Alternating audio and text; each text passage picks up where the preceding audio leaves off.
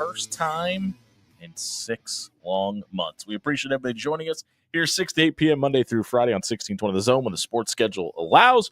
We are brought to you by Bellevue University. Download the BU Bruins app to your smartphone tonight to keep up to date on all the championship action happening on Bellevue's campus this spring. Will we see players have buyouts at the lower level than the group of four? One former Nebraska head football coach thinks that they should. We'll talk about that at 6:15. What does the Final Four look like? Does Johni Broome's elbow injury impact the outlook of these next 3 games at all? We'll discuss at 6:30. At 7 o'clock, we'll buy or sell on several different topics, including Dan's favorite backup quarterback in the NFL, Trey Lance. And at 7:15, Deion Sanders has been given an extension in Boulder. What does he need to achieve for John Schreiner to say it's been a success under Deion Sanders at Colorado? We'll talk about that. And at 7:30, Matt Rhule was given a list of things that could have happened instead of a spring game. How hillbilly was it? We'll debate at 7:30. And as always, we'll close out the show giving you our Papillion Sanitation trash takes of the night. 402-951-1620 is how you can get a hold of Dan Campen in this here radio show. You can also get at the show at After Hours 1620 on Twitter as well. Donovan Raiola talked at the podium today. And the vet versus young dynamic in that locker room right now, especially on the offensive line, has to be really intriguing. And the fact that the 2 last additions to this transfer portal class was Elijah Pritchard and Rocco Spindler. And obviously, both of those guys are anticipated to make pretty big impacts on this team this season. And I thought it was really interesting that I never made the connection between Harry Hiestand and Donovan Raiola, and I was always wondering how the Rocco Spindler thing came about. And obviously, Donovan talked about that today and just mentioned how Coach Hiestand was his mentor when he was in Chicago, etc.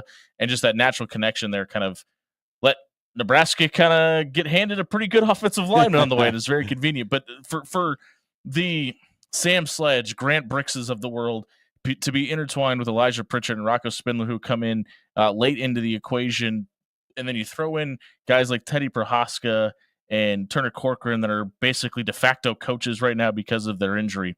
That has to be the weirdest dynamic of this entire football team right now. This is a big question with this program is development, right? This is the thing that everyone's been screaming about that we didn't see under Scott Frost. I think under Bo Pelini, I think we actually saw a pretty decent offensive line development. Agreed. Like, those guys came in. Rarely did you get anyone above a 3-star recruit on the offensive line, and a whole bunch of them went on to have NFL careers. Sure. Which is a testament to developing players. And so if we can get back to that, where you're bringing in guys who finished their career more highly thought of than when they came in, that's what development is about to me. Like, did you make them into either the player that they were supposed to be at their end of their career, or maybe a little bit better? And I'm just hoping that it's the case now, that you can take these guys, these lumps of clay, and turn them into monuments. Well, and he kind of talked about that today, Donovan Raiola did. He brought up what it looks like when a young guy, whether it be on his team right now or in his past, and he talked about he played with Joe Thomas, and Joe Thomas's freshman year, obviously one of the best left tackles of all time, didn't even play his freshman year and sat out. And when you think about guys like Grant Bricks, who you literally sent a semi-truck to recruit, and how highly sought after Sam Sledge was, who I think is going to be your center this year, by the way, but like how rare it is to see an offensive lineman making an impact, or let alone play in their freshman season. I know Nebraska fans don't want to hear that because the necessity that they've needed in that position, and you have to protect a 5-star quarterback along the way. But it makes sense. Like if Grant Bricks would have come in last year and would have won a starting role, I think that would have been more of a detriment on where the offensive line was at from a development standpoint than it would be an encouraging sign of what Grant Bricks is going to be. Yeah, I would agree with that. I think that with the offensive line particularly, in most cases, I'm saying in most cases, not all, so don't take this as an absolute. If you're starting a freshman on your offensive line, you have a problem. Yeah, I agree. I think that's generally the case, right? I mean, there are the rare 5-star all world, he's only going to be here for 2.5 years anyway, guys that are like basically NFL ready out of high school. Those guys are different. That's not the conversation we're having. What I'm saying is, if you're bringing in a low 4-star offensive lineman and he becomes your starting right guard, you've had a problem. Or injuries. I want to throw that caveat in there because obviously that could play a role too, but very rarely is that the case. But it shouldn't be that way at the beginning of the season, right? Sure. Yeah. Well, not if you're recruiting correctly, especially when you have a bloated roster like Nebraska had. But a guy that I almost forgot about that was brought up was Tyler Canuck, and he's been brought up twice now since the start of spring. And every time he's talked about, the coach that's referring to him, whether it be Matt Rule or it be Donovan Raiola, get a giant smile across their face when they're talking about him. And he's a guy that came in with a ton of upside, and a lot of people had high expectations for. And it kind of feels like he and Henry Lutovsky are two of those guys that they're really expecting that they feel like have taken a big step forward since the end of fall, and they're expecting to take a big step forward this spring too. And I think you're going to see, and Donovan talked about it today. He said, I want to go deep into a rotation. I want to get guys and be able to rotate bodies in and out. And he didn't say that a year ago. And it feels like he's more confident in that. And you have to wonder if not only just having more bodies, but more able bodies and guys that have been in the system and under his tutelage longer, that he feels a little more comfortable with those guys and giving them more reps and time out on the field because they've earned that trust. And there's been enough time under the learning tree that they know what the expectations are too. Because he started this press conference talking about what the expectations are for his, not only his unit, but this offense. Expectations are an interesting thing to talk about too. And he referred to him as the standard too, by the way. The standard. And how that changes over time. And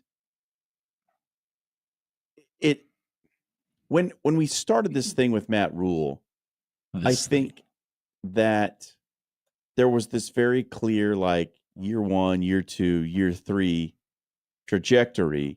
And Matt Rule made it clear from the beginning that, like, look, it might take some time to build, but the expectations are, like, hold the standard immediately. Yeah. We're not going to wait until the wins come to start holding the standard. We're going to start with the standard and let the wins follow. And, well, I think that's the right approach. The thing about, like, getting to that next level, like moving beyond the hump, that just game wasn't Nebraska getting over the hump. No. Like, that wasn't getting Nebraska back to Nebraska. Because if they go 4-8 this year, that was all for nothing. You've got to be able to stack seasons, stack games, and get back on a traditional winning path. So in that conversation, like, it's okay to say, like, we're holding the standard, but once you start to move the program forward and you start to get a leg up on some things, then you have to try to raise the standard, right? Like, I think that has to be a constant focus of, these are the things we did poorly, and now we're going to break those by not allowing them to happen on a day-to-day basis. And that's the standard, right? The standard is not accepting excuses and not allowing poor performance to become a habit. And so I really like that Donovan Raiola is talking about standards, because, like, the successful programs, the ones that you say they don't rebuild, they reload, that's what it is. They have a standard that they expect players to live up to every day when they step on campus, as soon as they step on campus. Well, and I want, like, listen, I mean, Matt Rule's asked about the offseason national championship moniker, and obviously that's been a running joke around here. But that's the point, though, right? Is, like, you could talk about the standard all you want.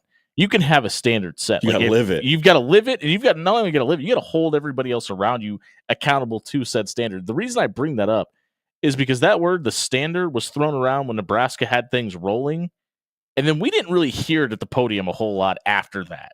When they went on that slide at the end of the 5-1 start, you stopped hearing that word being thrown around. And I'm a little cautious about that. And the other reason I bring this up, and I know a lot of people are pointing this out online or whatever, but he was asked about Dylan, and he kind of started chuckling about Dylan. And a lot of people gave that pause for the cause when he started doing that. I think this was I think the chuckle was literally directly related to his TikToking and going to football games and things like that. because he said, he's 19. He's just very 19. He laughed about it. He's also talking about his nephew. You have to. And remember. I was just about to say, but this is also a kid whose diapers he changed at one point in life, right? But he said you could feel his presence more in this offseason. I think that's huge. Like if that's legit and he's starting to be more of a vocal leader, because it seemed like he was kind of there at one point last season, but it's so hard to do that as an underclassman when you have guys like Isaac Gifford, like Ty Robinson, like Matt Schottmacher that had been there so long, that had been constant voices in that locker room to kind of take that role. Yeah, and look, the offensive line coach, while he doesn't directly coach the quarterback, they've got to have a good line of communication. They got to be on the same page, because the things that the offensive line coach is teaching his players to see and pick up on and read and step to, the quarterback's got to understand all of that. He's got to understand, like, what is the offensive line being taught in blitz pickup? Where is the pressure going to come from in this situation, given what my offensive line has been taught? So I think there has to be some sort of cross training there. Like, well, you talked about with the center position too. We talked about Sam Sledge. Your quarterback almost has to be a de facto offensive line coach. Yeah, like, he's got to understand what every position is supposed to do in every situation. And I think you can argue that your center has to be a de facto quarterback's coach along the way as well. Yeah, he's got the offensive line has to understand how the quarterback is going to treat those situations and where he likes to go, and what he likes to do against certain looks that the defense is giving, and how he will respond to that and his tendencies, so that they can protect him in those situations as well. So those open lines of communication, that's got to be on point at this level. I believe this radio show owes Sean Callahan of Husker Online $4.38. Why is that? Because he asked the question that we spent about a week screaming at each other about to Glenn Thomas when Glenn Thomas took to the podium today. And he asked when and how Dylan Raiola should run and how they could coach that. Yeah. And Glenn Thomas gave your boy a little bit of a calming sense when he said, well, listen, we don't really necessarily want him to. And I went, oh, thank goodness. Thank goodness. And he said, but in those situations where the defense is giving it to him, he's either got to be able to find the check down or be able to take off and run. And that's what we're more worried about. And when we talked about this last week, your stance was, well, if it's going to give them the best chance to win, then that's what he needs to do.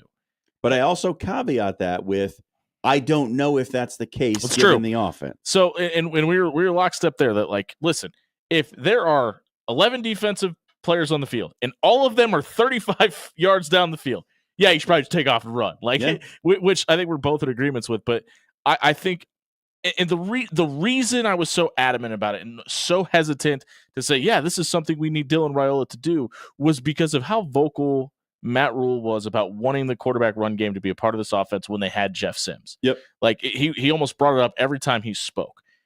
That's just not Dylan Raiola's strengths. And I don't think it's ever going to be. And I don't disagree with you. Yeah, and I'm not talking about what you're saying. I'm just saying why I was so adamant about not wanting it, because I don't want them to bring a 5-star quarterback in and try to change who he is, which is kind of what I was worried about, and like maybe asking him to be something he's not. And Glenn Thomas gave a little bit of a relief there, saying that that's not the case today. We need him to be able to, and that was my biggest concern with Dylan last year, was there were just some things that he just didn't see that were clear opportunities and didn't take them. But again, he was a true freshman and at times was injured last season and kind of drinking through a fire hose. So that's just something I want to see him get progressively better at. And I don't think asking him to run or putting him in running situations is going to improve that. And it starts to make you wonder about some larger questions, right? Like, sure. Is the switch to Dana Holgorsen more about having an offense that fits what Dylan Raiola is good at versus maybe what Satterfield wanted to do, which may be some things that he wasn't great at, and maybe even to some degree what Matt Rule wanted to do too. Sure. And well, yes, I think there's something to that, but I think the fact is just Dana Holgorsen is just better at that job. No one's disagreeing with that. He was asked. Glenn Thomas was asked about TJ Lateef and the younger quarterbacks, and he pointed out how much having Dylan and Jalen Gramstead is a benefit for those guys, because they're so good at explaining things and coaching things, which is really crazy to think about. Because yes, Jalen Gramstead is absolutely an upperclassman, but he's only been in Nebraska for 1 year. Dylan Raiola has only been at Nebraska for 1 year and is a true sophomore. Jalen Granddad? Yeah, which I love, by the way. Which and Jalen Gramstead said today, I love it too. They can call me whatever they want. I am old. But the fact that those guys are not only great at accepting the material and understanding it, but it takes a certain level of skill set to be able to turn around and coach it and teach it to kids too. Yeah, and I said from the beginning that I thought that's the reason Jalen Gramstead came to Nebraska. Sure. And he was asked about coaching today too. Yeah, and I always felt like he had to have known that with a 5-star freshman and a 4-star freshman quarterback coming in, yeah, he was not going to be the guy. He was not transferring here to get playing time. Well, he did say that he still has the dream of going to the NFL and playing and seeing if his skill set translates to the next level. Oh, yeah. Which is a great listen. I'm not going to sit here and kill the kid for saying that. Absolutely not. Like if that's the dream, that's the dream. And maybe there's a world where there's a couple injuries that pile up this season, and he's Nebraska's starting quarterback. We've never seen that happen in Lincoln every year. So like I think that's incredible, and I think to be in that room, in that locker room, and be on this team, like you've got to have that inspiration. Or what are you doing here, right? So I there's got to be a drive somewhere. I kind of put my hand on my chin when he said that and said, "Oh, okay, well, like hopefully get that opportunity at some point." But I think this year the fact that there's not a spring game may benefit this team a lot because how so? I think TJ Lateef is going to turn some people's heads from an athletic standpoint, the way he could specifically throw the ball on the run. And we've seen it way too. Stop me if you've seen this movie before in this city, on this radio station. Phone lines lighting up the first time Dylan Raiola throws an interception that maybe shouldn't have been thrown. Well, is it time to put TJ Lateef in? And no, it's which is the correct answer, by the way. But that doesn't stop the phones from ringing 402-951-1620. We'd love your thoughts. And that noise can get really loud because the most popular person on campus is always the backup quarterback. And I think TJ Lateef has a very, very big upside. Do I think he's anywhere near ready to take the reins of this offense right now? No. Can it look like that in one big splash play in the spring? Absolutely. And I think that's going to benefit this team. So it's not necessarily for the benefit of the team. It's the benefit of the psyche of the team. Yeah, and the fan base more than anything. Sure. Yeah, that they don't get to see the guy make a play, that they start clamoring if something doesn't go exactly right. Yeah, and I mean it was a problem around here for like 11 consecutive springs. So it can always creep its way back up into the repertoire. Hey, if you missed Patrick O'Brien. POB, baby, get him in the game. Hey, if you missed the opening segment, it was brought to you by Allo Fiber. They go beyond internet. They go beyond customer service. They go beyond cable services. They have live 24/7 customer support, and the minute you install Allo Fiber services into your home, you're going to see an instant upgrade in your internet connection. I've had it for 6 months. I haven't seen one buffering screen. I haven't seen one lagging time in my streaming services. Our cable services are second to none in the city. Get out of the Stone Age. Head over to allofiber.com and get Allo Fiber in your home tonight. We'll be right back. Mickey Joseph, friend of the show, has some thoughts on transfers. We'll talk about it when we come back.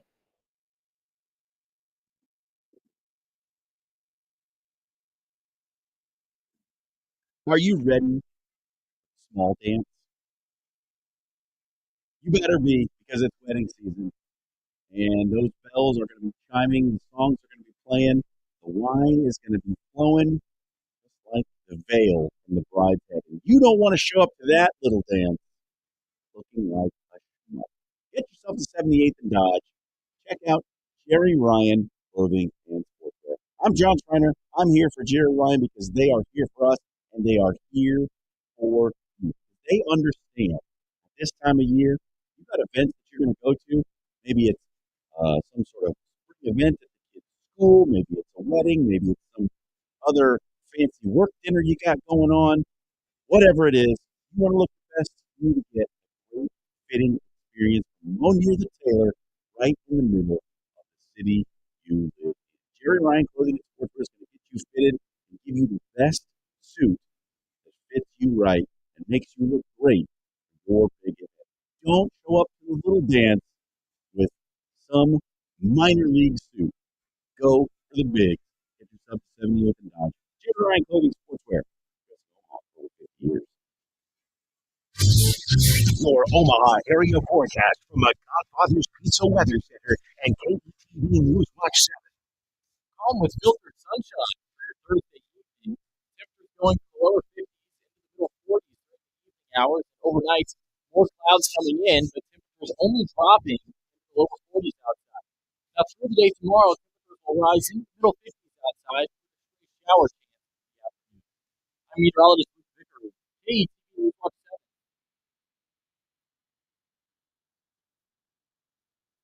Look no further. I'm Courtney, the Google gal from Pixel Fire Marketing. Need assistance with your Google business profile? From verification to getting more reviews, fixing maps, to tackling annoying Google calls? I've got you covered. Your profile sets you apart and ensures you're the top choice for local customers. Visit fixmygbp.com for our $297 special offer. Visit fixmygbp.com for more details.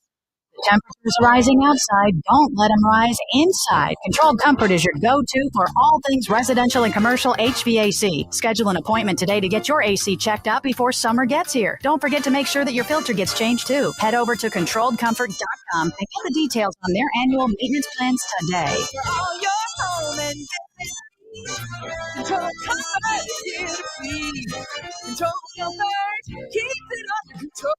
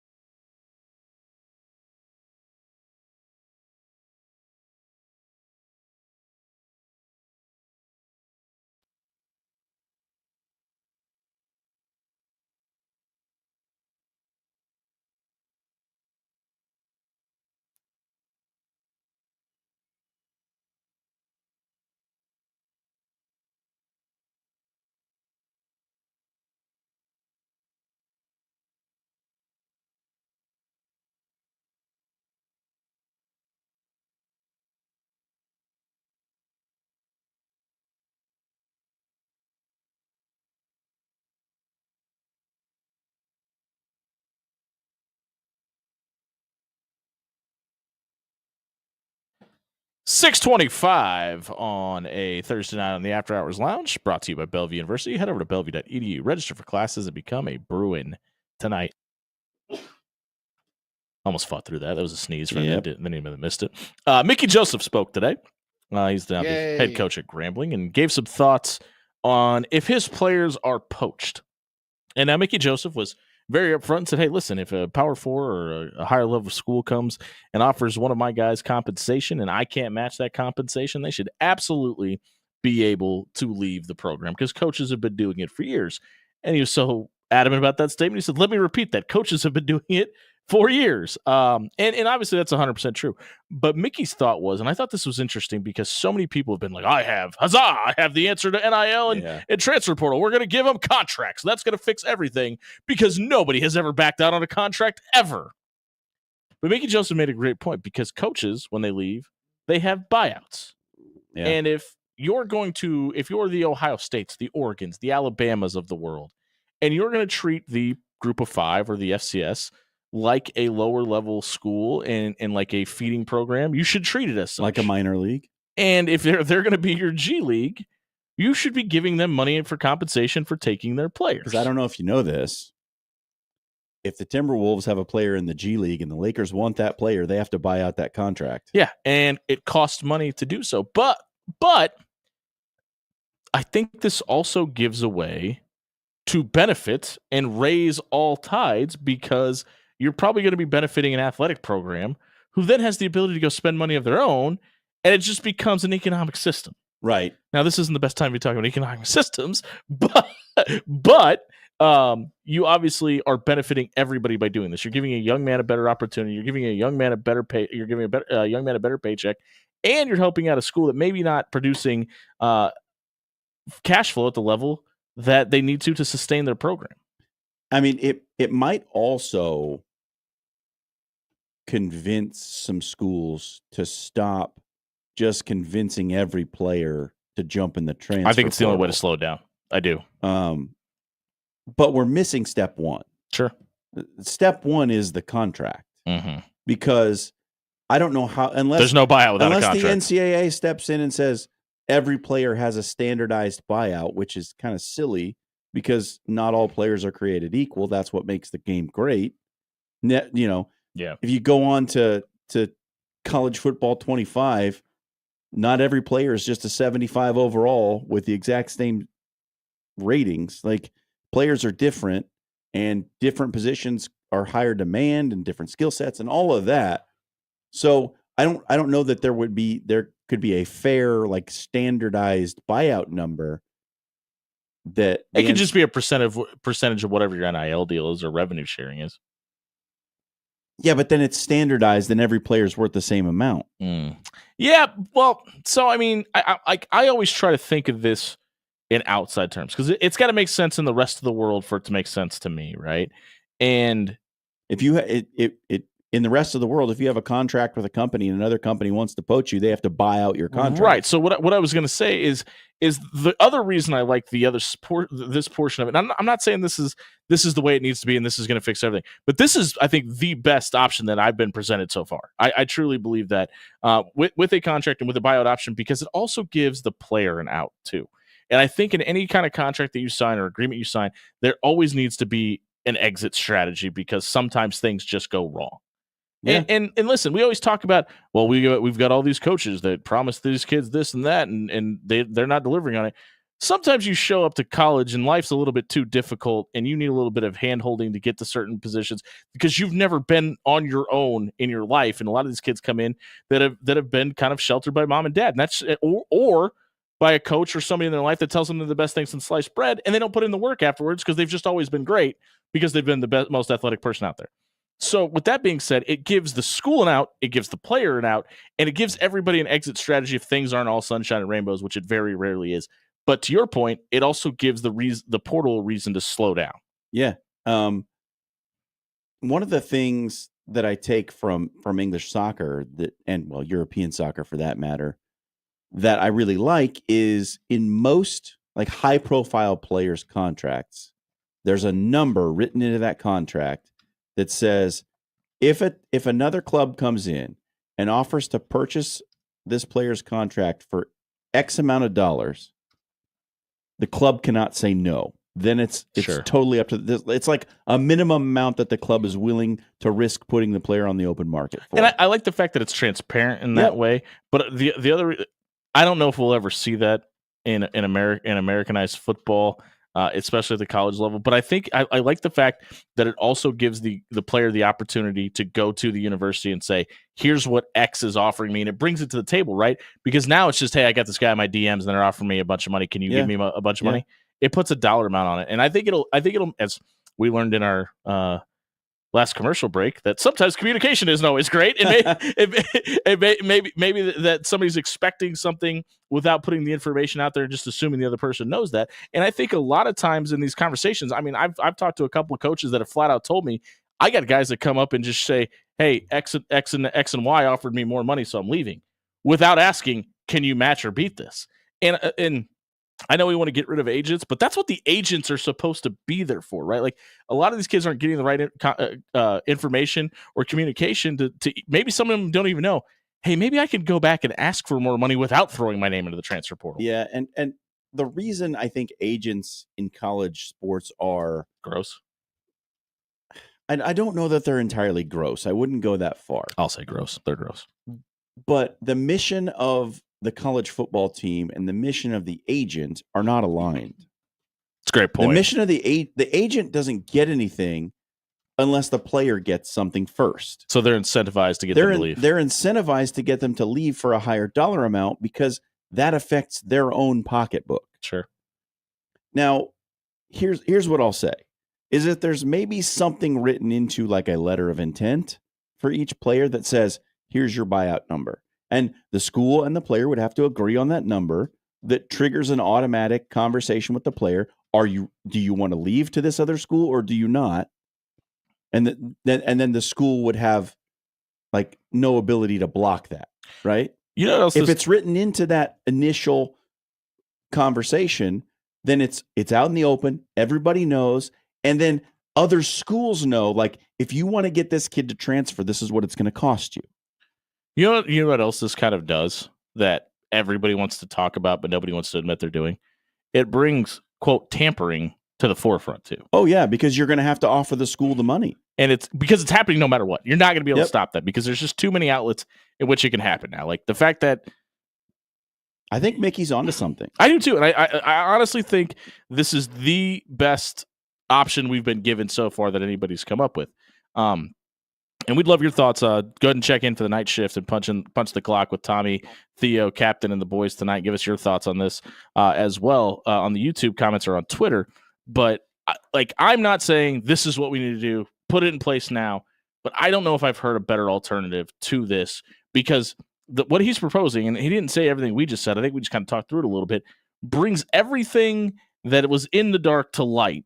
And it opens up lines of communication, which I think is why NIL and the lack of payment has been put on the back burner or not even addressed because the people that had the power before weren't willing to have the conversation or have a seat at the table to have these talks. Now they're being forced to, and I still think there's layers to it of communication and opportunities and transactions that revenue sharing is going to dictate and make sure it happens. Yeah. But there's also the side of, like, and you never want to talk about this because you never want to have this conversation, but hey, I'm from Georgia. I play at Kansas State. My mom died. I need to go be closer to home. How do we make that happen and make sure I don't lose my financial compensation and I have an exit plan? Hey, maybe you can go to Georgia Tech and get X amount of money and it'll just facilitate everything and help make your situation better. Like, those are real life scenarios that happen all the time in college athletics. Here's the other, like, I think into an initial, whatever it is, a letter of intent or whatever you want to have to call it, it avoids the necessity of having a hard and fast contract. Mm-hmm. And then which I don't want. Then it's just like, okay, this is the number. Here's what here, and like the school can say, we're going to waive it for you because of whatever circumstance. The school's allowed to do that. We can waive the transfer fee, right? Just like a team can do in soccer. They can say, we know you want out. You're not finding playing time on our team. We're going to allow you a free transfer to wherever you want to go. That happens all the time. Yep. And it should. But in other situations, when you have a player who's valued and is playing and is maybe looking for an opportunity with a program that's got more money, well, then the school that's losing the player gets to recoup something, as NFL teams do with compensatory draft picks when they lose someone to free agency. Yeah, and it's balance, right? And I think that, like, for everybody, like, I've been adamant. I don't necessarily want to fix the transfer portal or NIL because I don't necessarily hate it. But I think I'll hear the people that do because I do think it lacks balance. I think this gives you something for the other side when you lose the player, which is what's sorely missing in college athletics right now. Hey, if you missed the second segment tonight, check it out at soundcloud.com/after hours 20. It was brought to you by you know they got two great locations. It's not just the Old Mill location, which has been fantastic in Omaha forever, but it's also the Blackstone district, which is historic in its own right, right? So if you're looking for a night out, maybe you haven't been down to the Blackstone area in a while. There's a lot of stuff going on in the neighborhood. There's also a brand new parking garage. Just make sure you stop in Cunningham's along the way. It's 5 minutes outside of the parking garage door. You can walk right up to Derek's front door and say hello to him and Leah tonight. Join the crew down at Cunningham's Pub. Try my personal favorite. It's the Everything Bagel Salmon Wrap. It's got guacamole, tomatoes, salmon, cheese, all of it in a tortilla. You're going to love it tonight. Stop at Blackstone and try Cunningham's Pub tonight. We'll be right back discussing the Final Four. How does Janiyah Broom's elbow injury dictate how the rest of this weekend is going to go? We'll talk about it. We'll get back to the zone.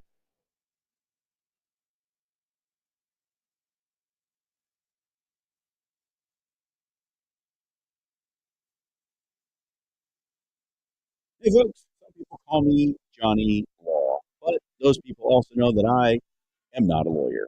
If you need a real lawyer, don't call me. Call Bob Williams at Williams Law. Bob is going to sit you down for a free, no obligation legal consultation. What does that mean? It means you don't have to break out the checkbook or the credit card or pull out some of that cash from your pocket that you've had wadded up in there. He just wants to talk to you, go over your legal situation, whether it's criminal or civil, and give you some initial advice on what he thinks your rights are, what situation you're facing, and what questions you might have.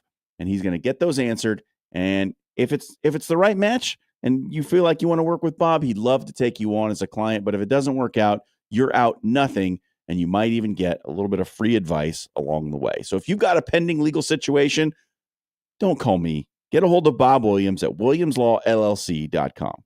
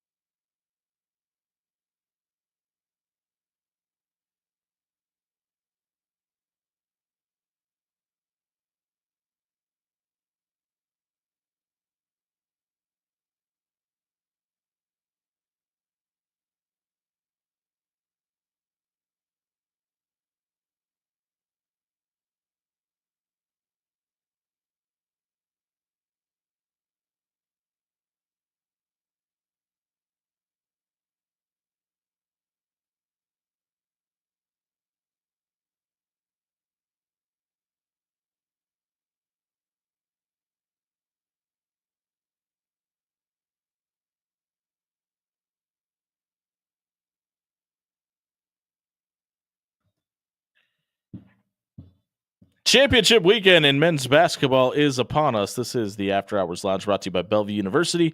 Head over to bellevue.edu if you're looking to attend college this fall, whether you're a high school student, maybe you're an adult looking to go back to school. Bellevue University is the ideal college experience. No classes on Fridays. You can do the majority of your schooling online. Check out bellevue.edu for more details tonight. The Final Four is set. All the number one seeds advance to the last weekend. I was going to say in March, but I guess it would be the second weekend in April to play for the national championship. And it's the second time ever, we discussed this earlier in the week, that this has happened. But I feel like these are far and away the best four teams, which isn't necessarily the hottest take in the world. And I know a lot of people felt like Alabama maybe should have been a one seed and some things could have been different. But I do believe that these are the four best teams for two different reasons. I think the way and the style that each one of these teams play are so different than the other four. They differentiate themselves from the rest of the field. Huh, that's an interesting take. And I also think the biggest superstars are on these teams. Well, that's no doubt. Right.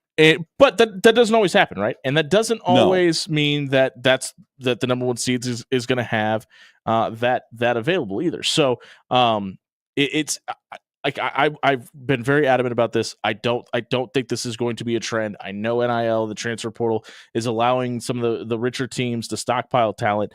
I don't think that's always going to be the case. And with that being said, I caution people to sit back and enjoy this, because there's a conversation to be had right now that you may not have gotten this if Janiah Broome does get hurt. Now, obviously, you probably got the best big man duo in the country. I don't think it probably needs to be included in that in Auburn. Michigan would like a word. I still think they're the best. But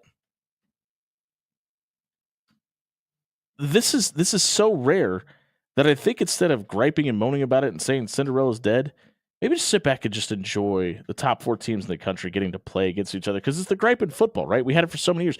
Well, we're never going to see the best teams play each other. Well, you do now. And in basketball, I think you should just take a minute to enjoy this, despite Cinderella not existing or looking for her glass slipper this year. Yeah, and look, I know that there's been much made about the demise of the NCAA tournament. We've heard Doug Gottlieb say it. We've heard Stephen A. Smith say it. Anybody with a microphone virtually has been all too quick to jump on and scream about the death of Cinderella. Yeah. And, I told you last week that, we just need to calm that down a bit. This is only the second time it's ever happened. This is more of an outlier than it is a new normal, I think. But when it happens, when you get the teams that everybody thought were the best teams, when you get them all in this spot in the Final Four, I agree with you. I think you should just enjoy it. Yeah. You're getting the teams that throughout the season had the best seasons. And now you get to watch them play against each other. In what world is that not thrilling? Well, in the facade that is Cinderella is so irrelevant 9 times out of 10 in this weekend anyway. Right, they don't make it here. That this isn't that abnormal. Yes, the iteration where it's 4 1 seeds is, but probably the 4 decisive best teams by the end of it being here is actually pretty common. This just happens to be 4 teams that have number 1 seeds next to their name when this tournament started. And to your point from Tuesday, maybe the selection committee just really got it right this time as well. Maybe. My biggest thing with this is, with all the complaints and the boo-hoo, it's going to be all 1 seeds. Could you really ask for 2 better games, stylistically, between these 4 teams? That's a great point, dude. That's the one thing that's going to get me is Florida has been a pretty high gear offense all year versus an Auburn defense that loves to take away the paint extremely well. And also, for some reason, is also very good at taking away the 3-point shot and movement on the offensive end of the ball. They're athletic and long. Crazy good at really the trap. good at it. And then you have quite possibly one of the best conditioned teams in Houston taking on, who's got some size and length of their own, right? Yeah, everyone's kind of own favorite villain / just favorite team of all time in Duke, that has a young man who, the whole conversation around this March specifically has been, should he come back for another year? Hey, John Schreier, have you tried to convince Cooper to come back again?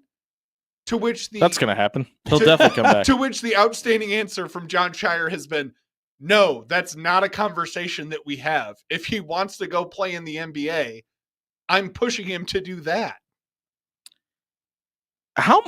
Listen, I think this is less than a 2% chance that this happens.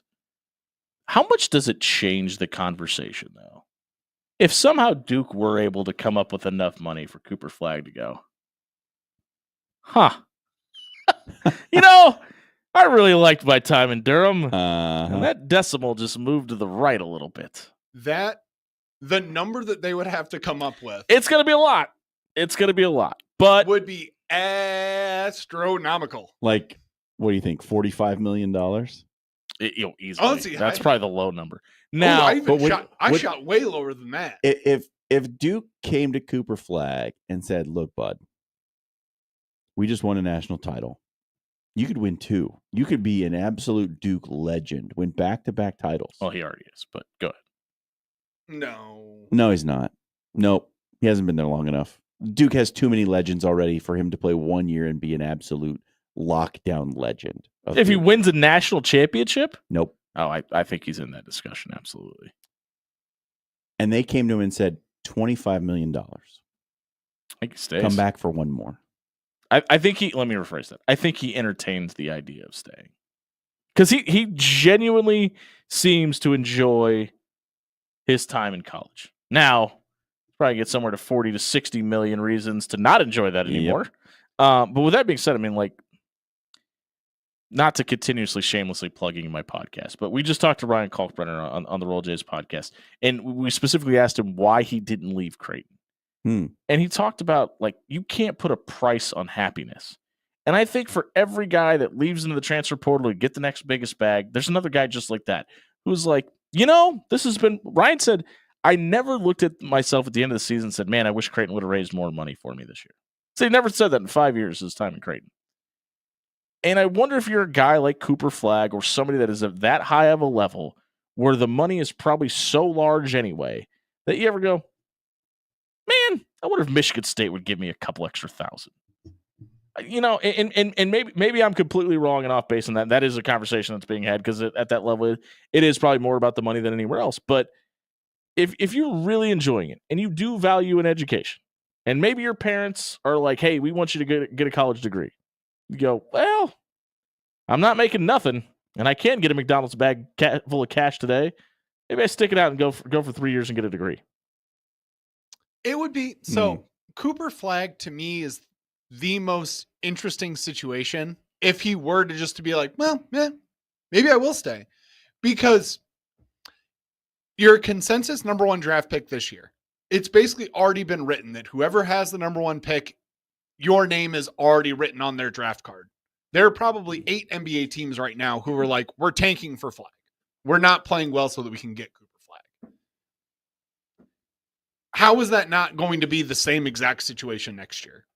If you look into the future, there's a pretty good chance that in a year, you're still going to be the number 1 draft pick. In 4 years, you'd probably still be the number 1 draft pick, barring the most terrible possible thing happening. I was going to say, which is the one thing that we may not be talking about here, is he did have the injury scare at one point.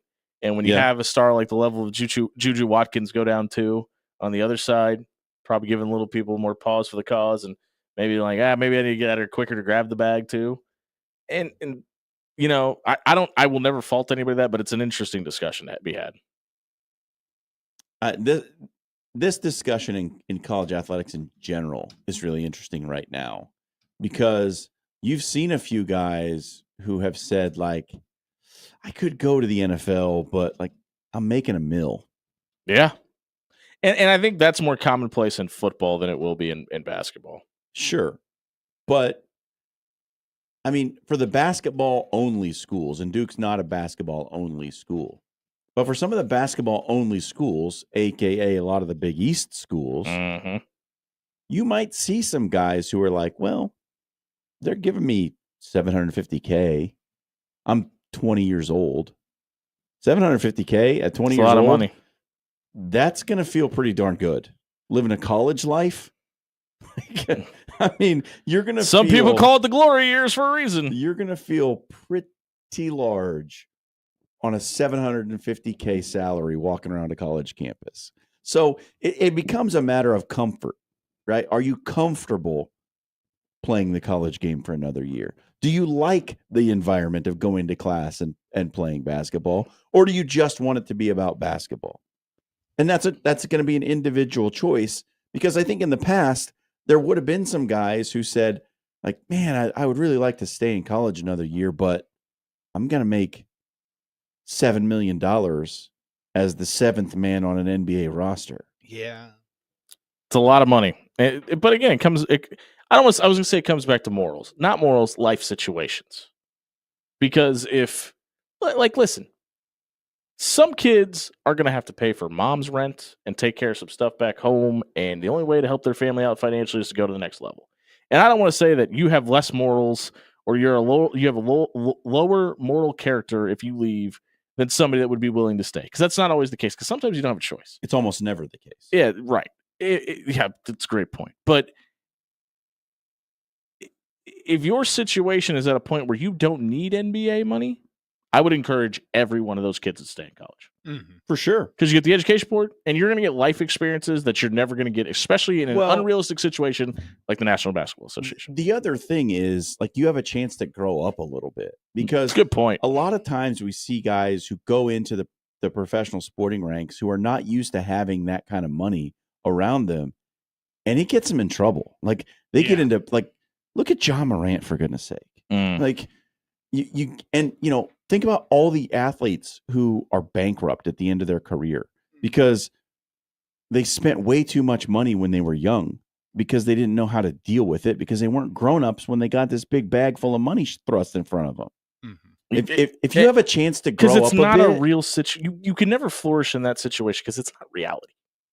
You know what I mean? Like it's funny money. It is, but like a little bit. That's the only time in your life, 9 times out of 10, that you're going to get that type of money. Like, the one of ones get a larger contract later, but for most athletes, that first contract, especially when they have the level of notoriety that a Cooper Flag does, or like a Ryan Leaf or Jamarcus Russell or whatever, your second one might not be as big. It might be bigger, but it might not. The majority of the time, it's not. Yeah.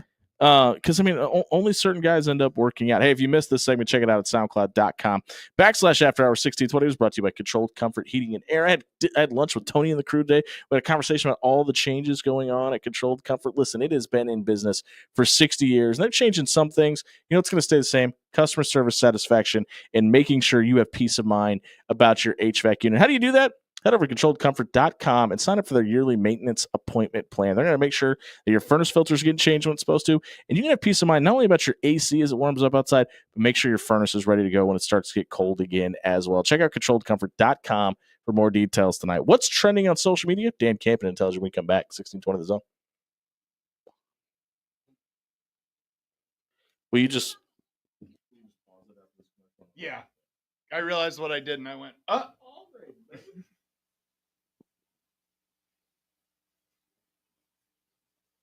there is not. We blew through 2 of them in the last segment. We blew through 2 of them in the last commercial. Oh, that's right.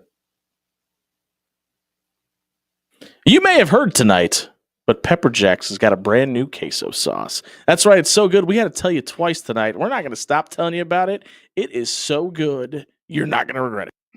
All you got to do, stop by one of Pepper Jack's 10 great locations. It doesn't matter what your favorite option is at Pepper Jack's. Whether it's a steak rice bowl, a Philly, a shrimp and chicken option, they can throw that queso on top of whatever you're eating tonight. Make sure you stop by one of the 10 great locations in Omaha and grab Pepper Jack's for dinner this evening.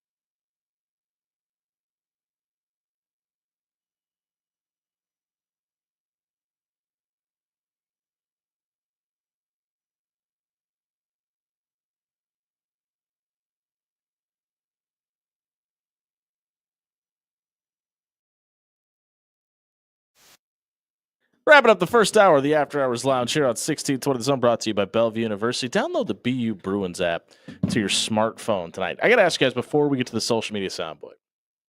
Ask away. John, I guess you're the only person that can correctly answer this with relevance.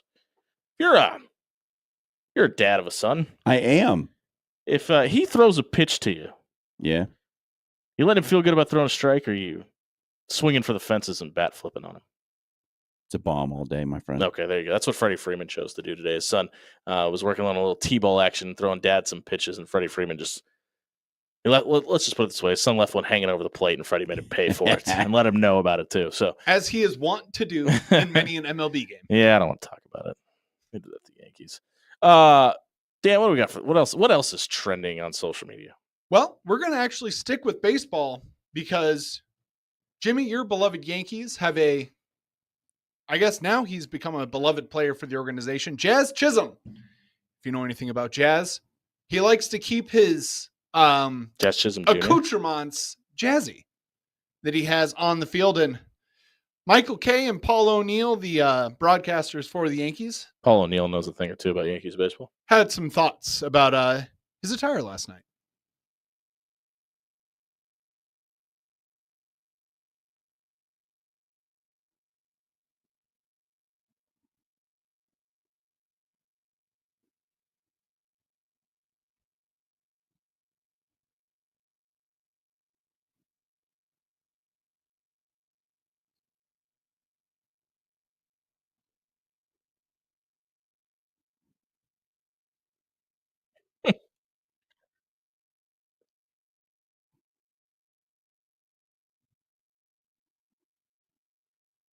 Okay, please just cut this. Literally Oh boy. the greatest non-segue that I have heard. You know, it's the time of year when baseball broadcasters are finally like set free, you know, especially for Michael Kay and Paul O'Neill. They're in their groove getting into the season and got to find stuff to talk about when you're, you know, on the 2-2 pitch. Anime manga culture is so weird to me because it crosses so many lines. Like you get like, I mean, they're all dorks to some degree, but they're athletes. Spot the lie. They're television personalities. They're regular Joes. They're construction workers. They're high school students. Like, and it's so niche. It's a weird subculture for sure. It baffles me, man. I think we're burying the lead a little bit here, though. You can't grow a beard, but you can have a rubber monkey hanging off of a chain while you bat. Well, It's not a rubber monkey. they can grow beards now. Monkey D. Luffy is a human man. No. The chain itself is made out of rubber.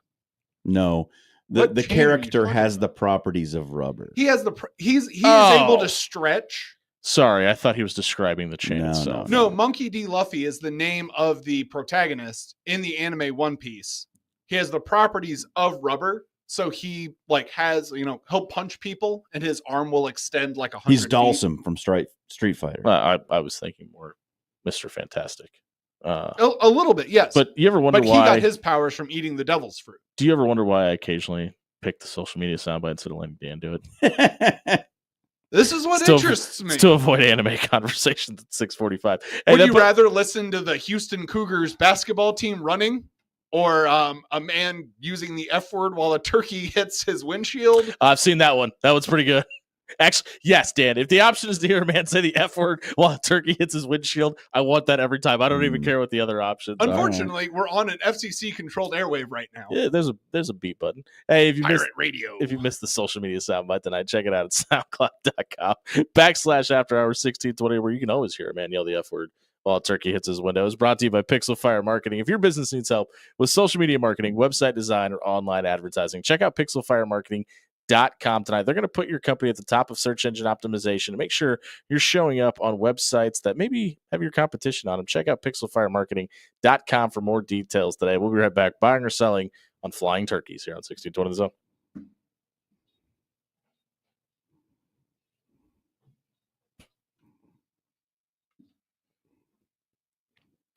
Hey, everybody. John Schreiner here for Paul Davis Restoration. Much like when a turkey hits your windshield, if there's water in your basement, you're going to say the F word. And then you're going to call Paul Davis Restoration at 402-553-0373 because they will bring you that F word, which is freedom from damage due to water. If you've got mold, if you've got flooding, if you just got some dampness that you're concerned about that may be causing some problems in your living structure, then you need Paul Davis to come out and help you out. They're going to restore your home to the condition it was before any of that nonsense ever happened. Give them a call, 402-553-0373. Paul Davis Restoration.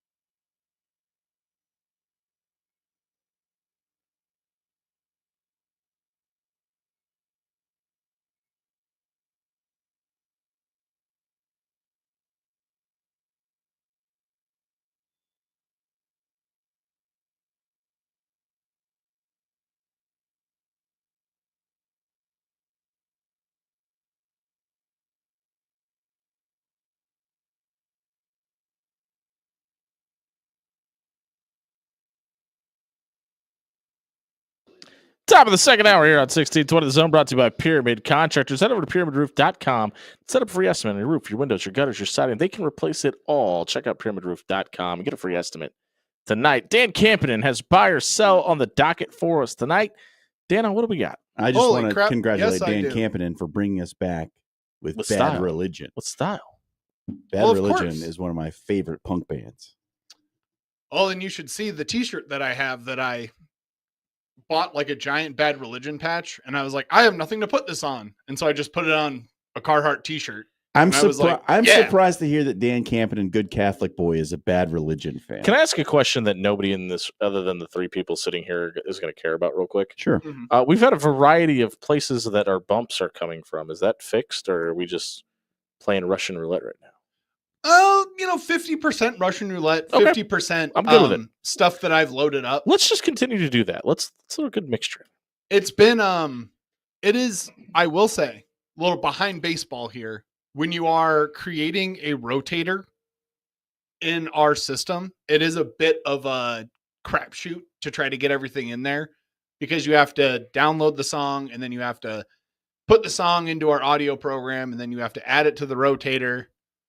And that's radio, folks. And it's a lot. But you know what's more interesting than that?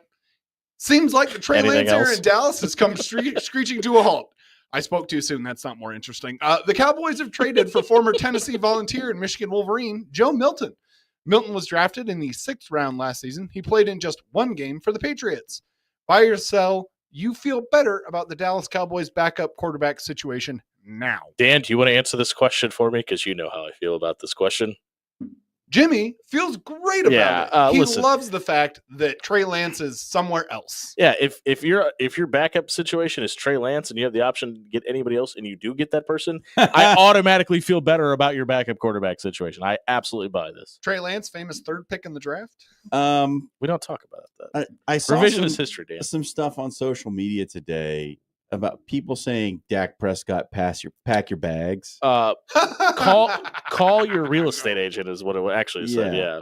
And I had a little back and forth with Josh Peterson about this on Twitter today, and like, this is so goofy because, okay, they traded a 5th round pick for a quarterback, and you're telling me Who was a 6th round pick, by the way? that's the guy that they're going to get rid of Dak Prescott for, right? So one of two things then has to be true. Either the Patriots are really bad at talent evaluation, and they traded a starting quarterback for a 5th round pick, or 2, Joe Milton's actually just a backup, and a 5th round pick is a fair price to pay for it. Which is probably the latter. Listen, I mean, does he have the intangibles? Yes, he can absolutely stand flat-footed in shorts and throw the ball a mile. There's been a lot of rule changes in the NFL, and I may have missed something. You don't get the opportunity to do that on Sundays anymore, right? Like, there's still guys in pads and a defense on the field, correct? You know who could throw the ball a mile? Jeff George. Jamarcus Russell. Jamarcus Russell. You remember when he could sit on a Uncle knee and throw a Rico. football? We use that as an He throws intangible. football over the mountains over there. There aren't any mountains in Dallas. I just feel like, yeah, this is fine. It's cool. Like, good job. You got a project backup quarterback. You know what? Good for you, Dallas. With that being said, this is still Jerry Jones and the Dallas Cowboys. Like, would it absolutely surprise you if they willingly just shipped Dak Prescott out of town in favor of Joe Milton? Nothing should surprise you with Dallas. Without any instinct or intuition saying that he's a better player, I don't think so. But obviously, if the Patriots were willing to send their backup quarterback packing for a 5th round pick, they think Drake May's the guy. Drake May's good. So, what are you telling me? Dan, how do I feel about Drake May? Bad. Drake May is not good. I've been telling you guys that Drake May's Overhyped. good. He's good. I reserve the right to my own opinion, and I do think that Trey Lance is bad, He's even though he bad. was the 3rd overall pick. He's still bad. I'm going to keep rubbing that cigarette into the wound there. How can you not fake a handoff as a quarterback? Like, how is that just something you don't have in your repertoire? Because you made 17 starts in college? I don't care. Like, you should be able to do that as a 6th grader. Sorry, Dan, go ahead. Yeah, let's move on. According to our friends at Message Board Geniuses on Twitter, folks in College Station not thrilled with Trev Alberts as their AD. The Aggies lost Jim Schlossnagle to rival Texas, and the fan base is now up in arms that the Aggies missed on landing Chris Beard. Buy or sell that Aggie fans have a right to be upset. Well, I guess it depends on what you want to be upset about. Trev also just landed that absolutely monster deal for their image and Their name rights broadcast and their rights, broadcast rights. So you got to kind of take the good with the bad, right? And I think it's really ill-advised to say, well, we didn't get Chris Beard, so it's going to be an absolute dumpster fire. It's not like Chris Beard has been known for making great decisions. And, Well, listen, you just want to win, and I get that. And No, Trev Alberts didn't hire Mike Elko, but he gets the ability to kind of facilitate that relationship and make football better. Aggieland, I would just kind of maybe hold tight on the reins and see what hire he is able to make. I think.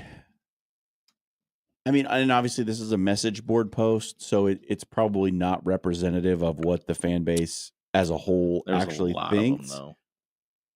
But I will say, I think Texas A&M feels like they are in a position where they're an extremely resource-rich university that doesn't have very many trophies.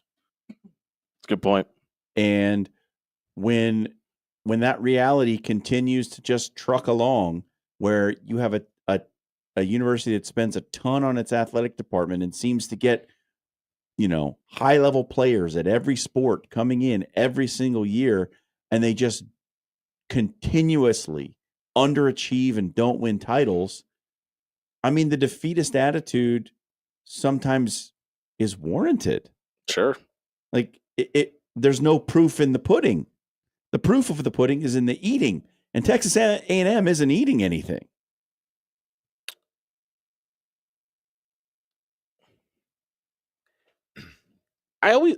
I'm always reserved about the conversation about Texas A&M, right? Because it's not like they had this wild, copious amounts of success in the Big 12.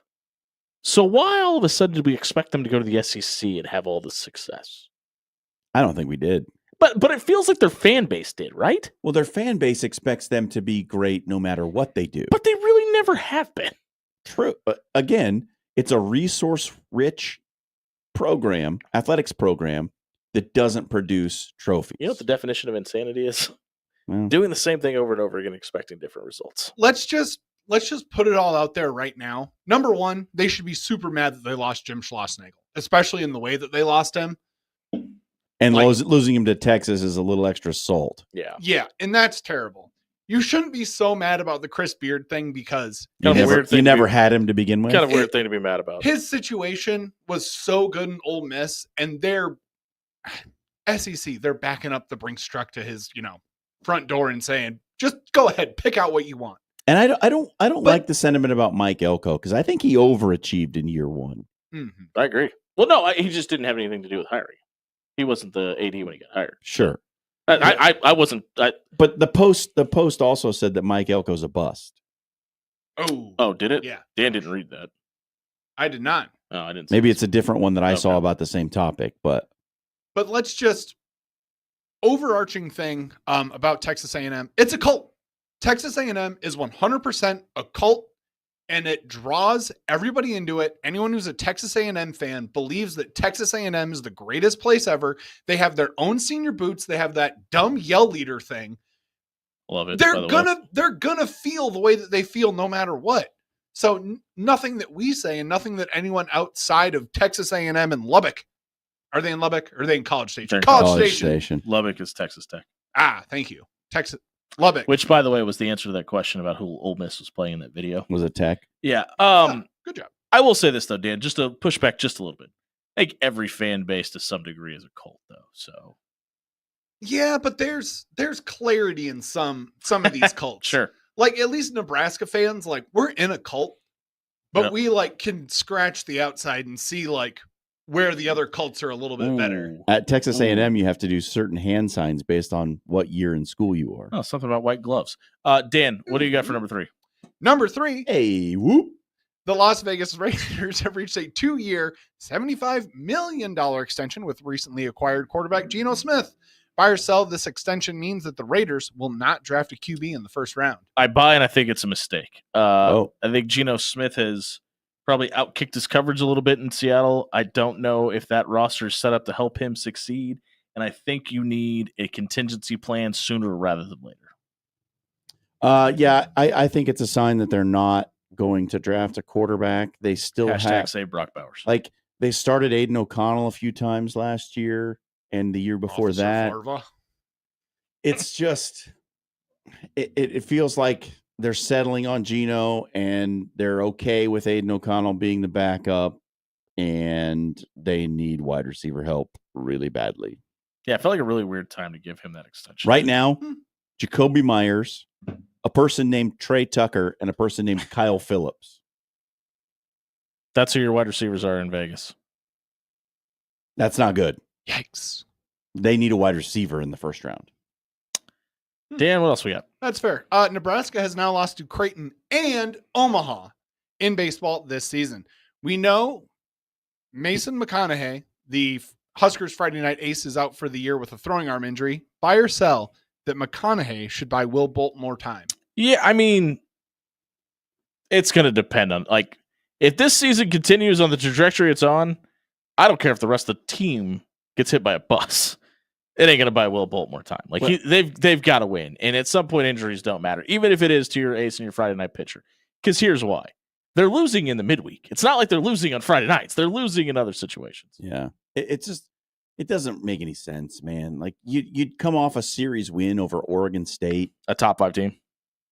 and then you go and, like, lay an egg against the littlest of little brothers in the state. Like, This is why on Monday, when everybody was like, but Jimmy, they just won a series against a top 5 Hey, team. I said, I was there. go with you, ahead man. and pump that brake, brother. It's just like, and look, I'm a UNO graduate. I love the UNO athletic programs. Everyone for Omaha says, John. Nebraska should beat them. Nebraska should beat them. You should make that. You could probably make that argument about Creighton too. From a financial backing standpoint, you could probably make that argument about Creighton also. And when they don't, like, questions have to be asked, and those questions need answers. And the answer this season may be that, look, we lost our Friday night starter, so we had to bump the rotation, and we're pitching a guy in midweek games that we didn't expect to have to pitch. Mm-hmm. And that might be your answer. And it might buy Will Bolt some grace. And it might be warranted. He's But got to do something to prove that. At though, I think, some point, it has to matter how many you win and how many you lose. Unfortunately, speaking of losing, Lauren Jensen and Stephen Ashworth have both lost the 3-point competition now. Will not be bringing home that trophy. But we do have one more question from Dan Camden. Yes, we do. Sticking with Nebraska. Nebraska ball is in the Final Four of the Crown Tournament in Las Vegas. Buy or sell a Crown Championship should change the outlook of this season. I think I might be the minority here. I think you should absolutely buy this. This is still decent level competition. You're winning games that have something at stake for it. That's not something you've been able to say about this university very often for this program, specifically since that NIT championship. Yes, this is of the same volition, but I think it still matters. This team hasn't quit when the fan base quit on them. I think if they win it, it should matter, and I think that's all. If Nebraska wins this tournament, I'm going to be so damn pissed off. And I think that's a correct response as well. Because if you can go and win a postseason tournament, but you can't even make it to your own conference tournament, like not even be invited. Yeah. Like, what are you even doing? Like, what is why is this happening? I think it should be celebrated, but I think that makes me ask more questions about Fred Hoiberg. I think that if you're a fan of Nebraska basketball, you should want them to win this tournament, but you should also be extremely mad if they do, because you can't tell me that the competition they're playing in the Crown, especially when you get to this stage, is that much better than the bottom 5 teams in the Big Ten. Don't give me that. I will give them one thing. Boise State is one of those teams that was on the bubble for the NCAA tournament and the projected team to win as well. Sort of has that same NCAA tournament gripe that West Virginia had. Nebraska needed 2 wins in their last 5, and they probably would have been in the tournament. Yeah, mathematically they would have. My question is... Not the Big Ten, the NCAA tournament. My question is, who is the guy that is a Nebraska fan that snuck down to Georgetown's bench and just sat there and nobody bothered asking him to move? And it's like the Bahamas Bowl all over again. What are we doing in Las Vegas? Hey, if you missed buy or sell, check it out at soundcloud.com/afterhours1620 tonight. It was brought to you by Controlled Comfort Heating and Air. It's almost spring outside. Have you turned your AC on? Have you not done it? Are you worried about doing it? That means you haven't had any maintenance done on your HVAC system. Like Controlled Comfort, come out, take a look at your AC, take a look at your furnace. Make sure they are both ready for their respective seasons. Change that furnace filter out. That's right. Just because your furnace isn't on doesn't mean you don't need to continue to change your furnace filter out. If you didn't know that, you need to get a hold of Controlled Comfort tonight by heading over to controlledcomfort.com. We'll be right back. Deion Sanders just got an extension. Did he deserve it? John Schreiner tells you yes or no on the other side of the break. 1620 zone.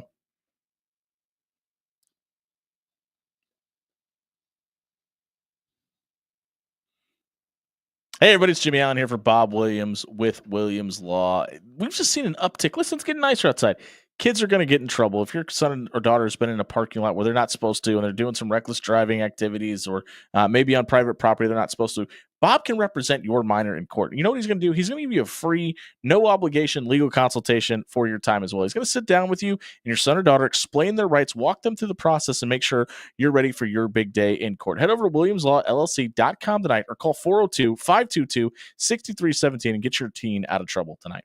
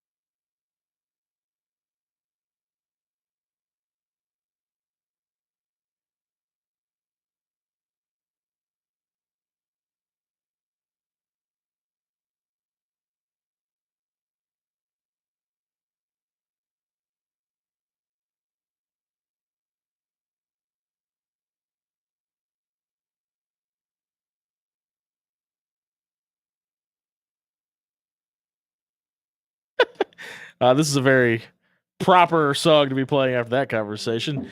It is the After Hours Lounge, brought to you by Pyramid Contractors. Head over to pyramidroof.com. Book a free estimate for your windows, your roof, your gutters, your siding. They do it all. Check out pyramidroof.com tonight. Deion Sanders has been given an extension in Boulder.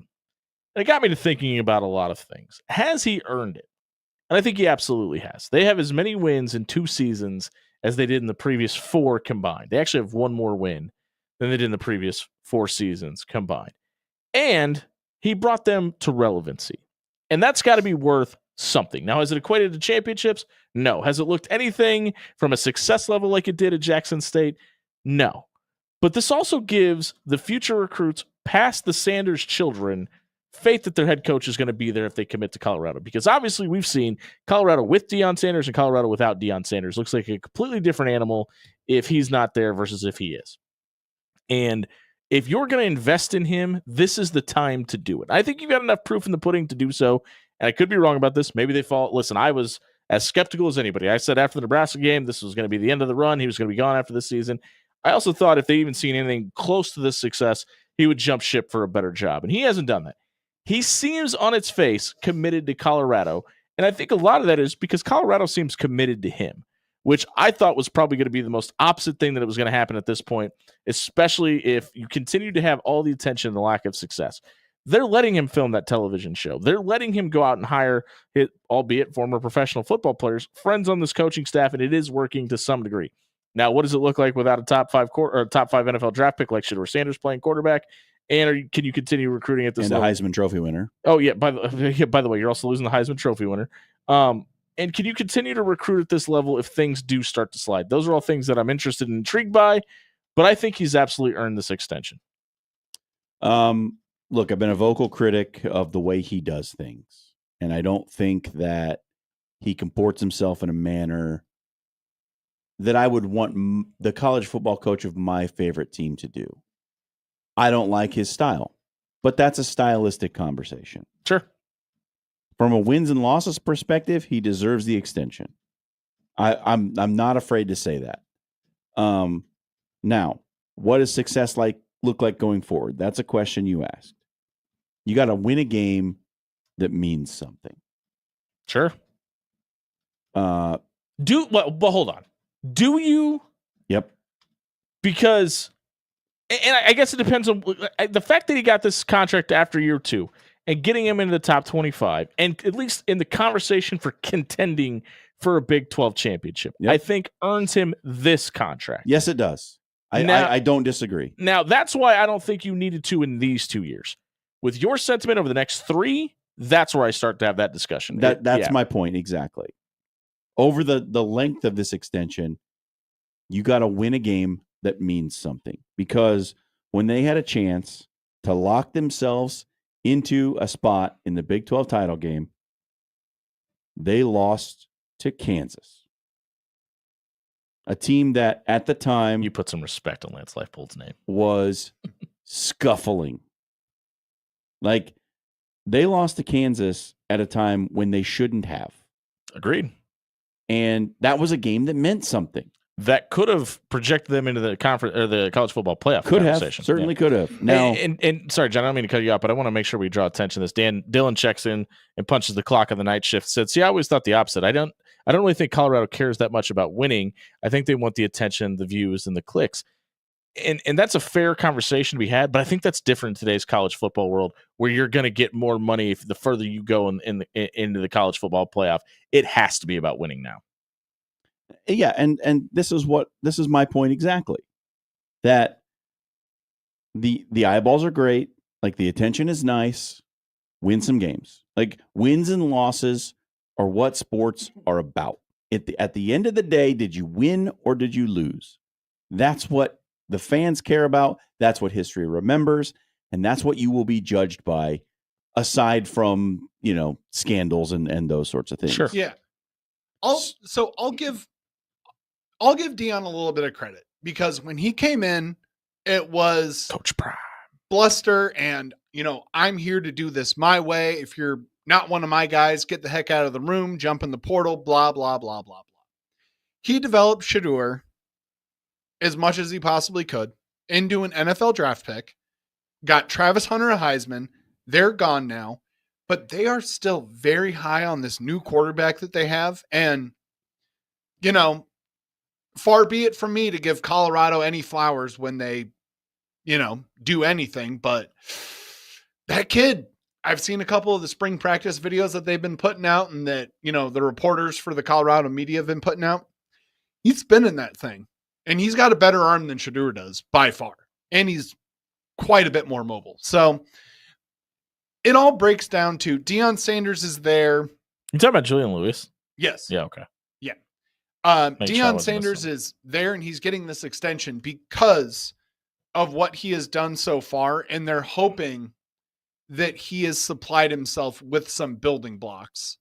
And, it can't be understated that even if Dion were to say, I'm out of here in the next year, the recruiting classes that he's able to bring in right now due to his name and due to the hype that Colorado has around them cannot be understated. Well, and you just pointed out. I mean, you go get a Julian Lewis, who's a former 5-star. You added Jordan Seaton, who's a 5-star offensive tackle. Like, to your point, John, you got to start winning football games because that's where the trajectory is going. But 9 wins is nice. the money you're probably paying to players and the recruiting level, the level you're recruiting at, should dictate that as well. Yeah, and again, I don't care for the way he does things, but he won 9 games, which for Colorado and where that program's been is a revelation. Like, that is a complete change of the opinion of Colorado football. He's done that. You have to give him credit for that, even if I don't like the way he's gone about it. And look, at some point, Colorado has to ask themselves the question, could we do any better? And at this point, I don't think they could. Which I always hate in the conversation when it comes up for coaches, but I actually think that's actually true. You know what isn't clear?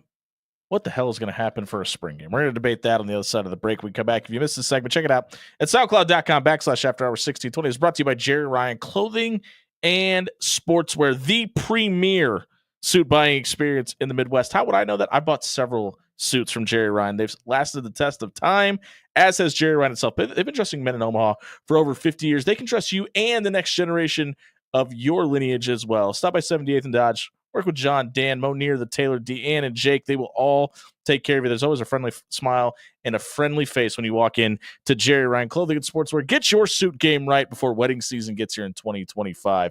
Matt Rule, does he like tractor pulls? We'll debate on the other side of the break. 1620 zone.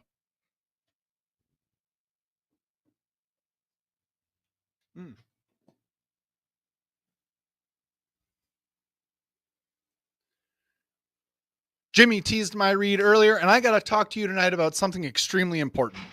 Cheese sauce. It can go on literally anything. Fries, maybe a Philly, maybe a bowl. Literally anything that you want to put this new Pepper Jack's cheese sauce on, it elevates to the point of beauty. For me, it's my chicken gunner Philly with all the vegetables, including that jalapeno juice that makes it extra spicy. And of course, I'm tapping the person. I'm giving them a little bit of an extra tip, and I'm saying, hey, some of that cheese would be nice on my fries for my cheat day here, folks. And you know what's great? You can get that cheese at all 10 of Pepper Jack's great local locations. If your stomach is rumbling like mine is right now, go and get you some Pepper Jack's.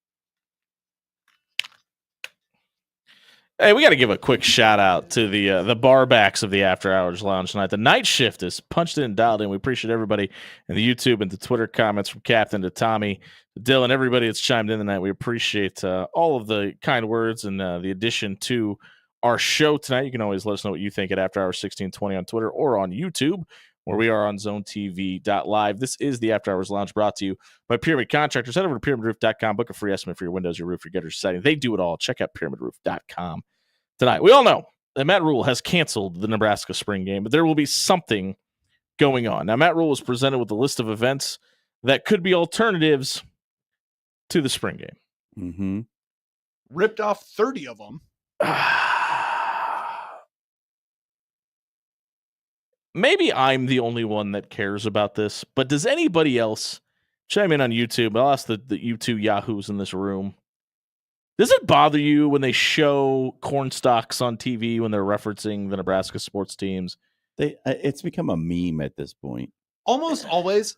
Less when it's the team in Lincoln, because I can understand like the proximity there. And But when corn it's huskers, When it's like UConn coming to Creighton and they like put up like the cornfield graphic, I'm like, no. It's not like it used to be, where like I used to live on like 180th and Pacific, and there was a cornfield I grew up rich. catty corner to my house. Also, I'm sorry that the Omaha metro area now has 1 million people. So Yeah. You know what would how many people are in Storrs, Connecticut again? You know what would probably Less. not What help? are they known for? Cows. You know what would probably not help with the it's in the middle of a cornfield mentality? A tractor pull at the spring game, which was one of the proposed ideas to have What if instead the of a players football game. are the tractors? Don't do this. You know what else may not help? There are a bunch of hillbillies in the middle of the country idea. Say it. A demolition derby. Those are the two things that I want. No! I want an offensive line tractor pull, and I want like No. a demolition derby. That would be amazing. Listen to me very carefully. No. This goes back to what Cap and Tommy were saying But last night. It's not a spring This festival, it's a spring carnival. This is not me talking. This is the future of the Nebraska athletics department. You know it's not going to attract a wide receiver from Miami to come to Nebraska? Seeing a tractor pull on TV, because you've already got the Dukes and the North Carolinas and the Clemsons and the Florida States and the Floridas of the world telling that kid, you don't want to go there. It's a bunch of hillbillies in a cornfield. Don't do It this. can't be hillbillies, Jimmy. We don't have hills.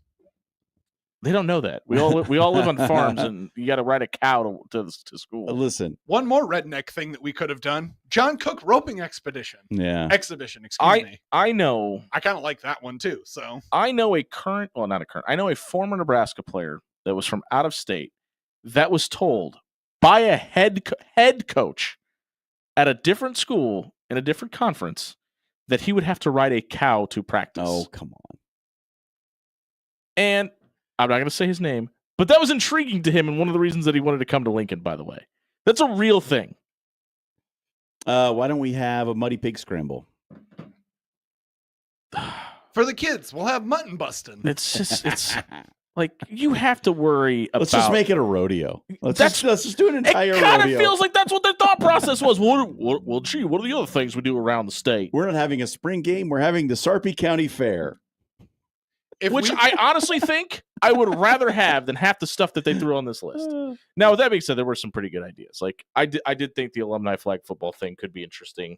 I think we need to not live in the 90s any longer, though, so that may not be helpful.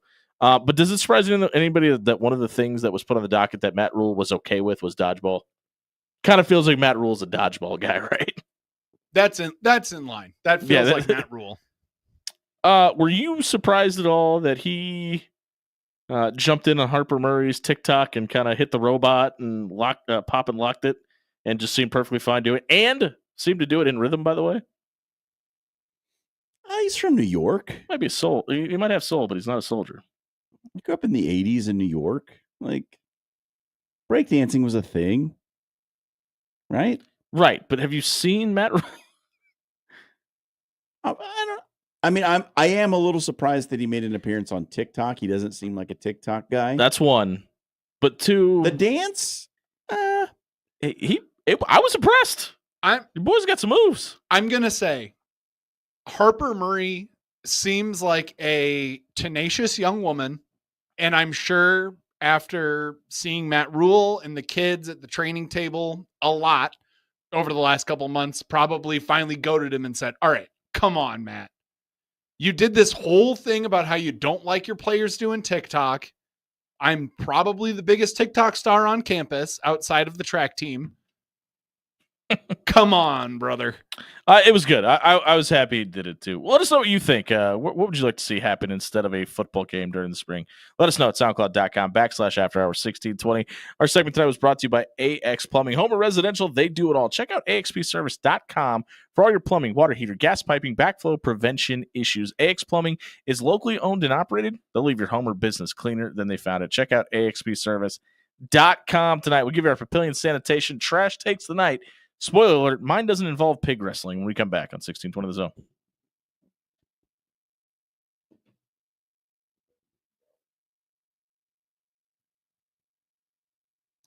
Hey everybody, John Schreiner here for Cunningham's Pub and Grill. You ever tried to catch a chicken? It's hard. You know what's not hard? Getting the wings off of a chicken from Cunningham's Pub and Grill. They smoke those wings and they dip them in one of their delicious house-made sauces. You cannot go wrong with any of the flavors. I love the House Buffalo or the 4-Alarm when I'm feeling a little bit spicy. The Blueberry Sriracha, also a nice change of pace. It's a little bit of sweetness to that spice, but you're not going to be disappointed with anything that they've got on the menu at Cunningham's. Yesterday was Wing Wednesday, so you can't get entered in the drawing this week. You missed out on that. But listen next Wednesday when we'll have another Wing Wednesday drawing for a $25 gift card to Cunningham's Pub and Grill. If you've never tried it, that's a great way to go in. There's no risk. You win the $25 gift card. You don't lose anything. Plus, they got the great new parking garage at the Blackstone location. It's right across the street. All you got to do, get in there, 2 hours free parking, walk across the street, get yourself some wings, get yourself a brew, have a good time watching all the games on the big TVs. Hey, there's some basketball going on this weekend and on Monday. Maybe you check them out then. Just give it a try. We love them. We thank them for being a sponsor of the show and especially for bringing us delicious food every week. If you want delicious food in your life, check out Cunningham's Pub and Grill.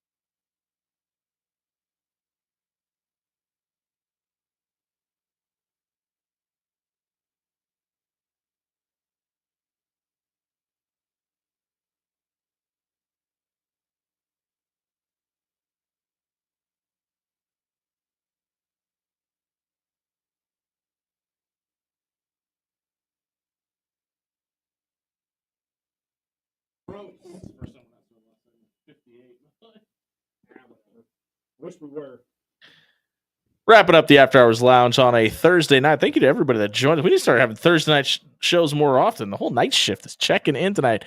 Appreciate everybody joining us here tonight. We are brought to you by Pyramid Contractors. Head over to pyramidroof.com. If you're affected by the seasonal storms, maybe you get some hail damage on your siding or roof, they'll give you a free estimate for those repairs. Check out pyramidroof.com.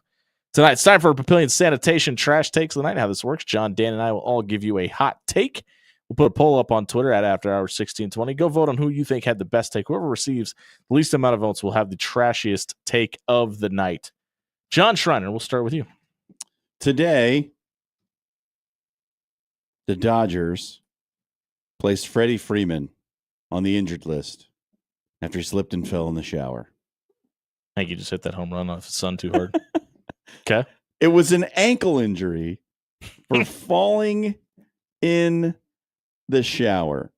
Now, this is not the worst injury that I have ever heard of in baseball, but it's, in recent memory, one of the weirdest. Now, there are two, I think, in my memory that take the cake over falling in the shower, which in is baseball specifically or in sports?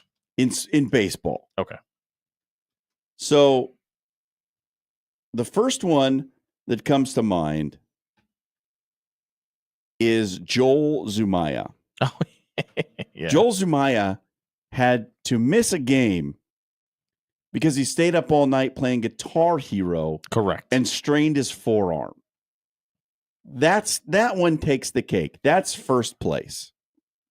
Second is Kazuo Matsui, who had to miss 2.5 weeks of the season with the Astros because he had something called an anal fissure. He had to have surgery and miss 2.5 weekends because of butt problems. Not something I thought I would ever hear That is- John Schreiner say. That So- is very serious. That is actually a very scary thing to have happen to someone. Right, but it's weird. Said that with a lot of conviction there, Dan. I did. The only Freddie Freeman's Oh, sorry, go ahead. ankle injury shower slip is the third weirdest baseball injury I can remember. Is this baseball's version of load management? Maybe. The one thing I was going to reference is when Kenny Wilson, former Nebraska running back, fell down the stairs and broke his leg. He broke his femur. Carrying a TV. Yeah. Not like lower leg. He broke Yeah, the largest not bone great. in his body. My trash take of the night is that there needs to be an acting commission in college football. No, not to prevent tampering or NIL relegations, for legitimate crimes. I'm sick of seeing fill in the blank Georgia player gets slapped on the wrist for vehicular crime number 34 in his time in a Georgia jersey. And today, the new Tulane quarterback was arrested for driving a stolen car. And he's been suspended, not even kicked off the team. And listen, I'm all for second chances. I don't think he should be, but I think there should be some parameters in place. Because What about if you break into a vape shop? You just got to go back to Georgia and do it again, apparently. But no, I think there needs to be a standard set of rules for, hey, if a crime is at this level, the expectation is the punishment should be this, and not dictated by the respective school. Because if you need to win a national championship, you only got to set out the first quarter. I think there needs to be a standard set of rules put in place for punishments for actual, legit, court-ordered crimes. Dan, what do you got?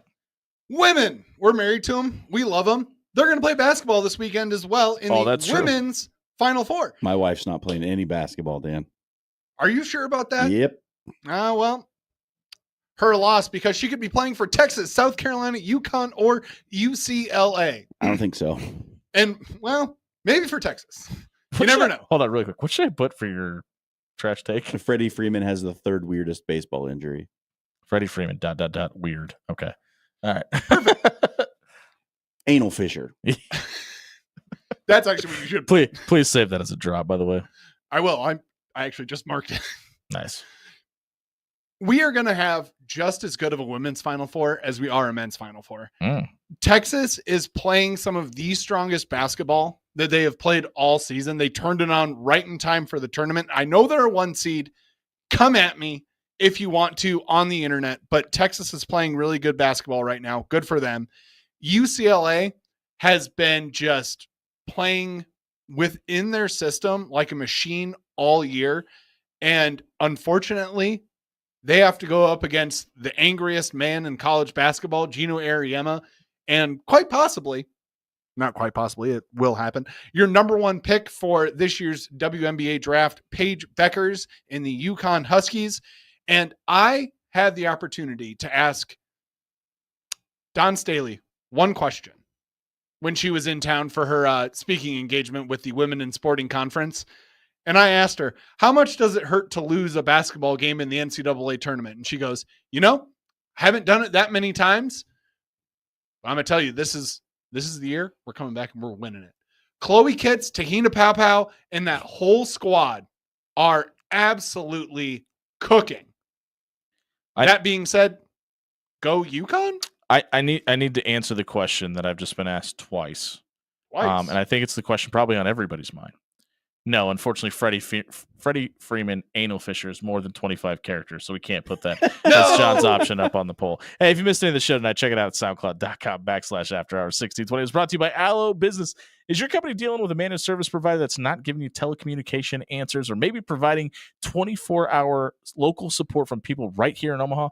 If you're not getting that level of support, you need to check out Allo Business for the growth of your company tonight. Check out allobusiness.com for more details. For John Schreiner and Dan Campen, and I've been Jimmy Allen. Go enjoy National Burrito Day, everybody. And get the queso.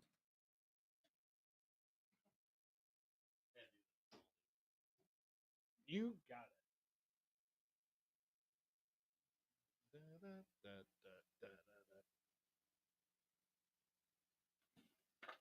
Hey, everybody, it's Jimmy Allen here for Paul Davis Restoration. If last year was an indication of anything, seasonal storms are going to be nothing to joke about. And if your house is damaged on the inside, on the outside of the house this year, you need to work with a company with a reputation like Paul Davis. They're going to come out and restore your house to the way it was, maybe even leave it better than that when they come out and restore your home. Call 402-533-0373 and work with a locally owned and run company like Paul Davis right here in Omaha if your house needs to be restored.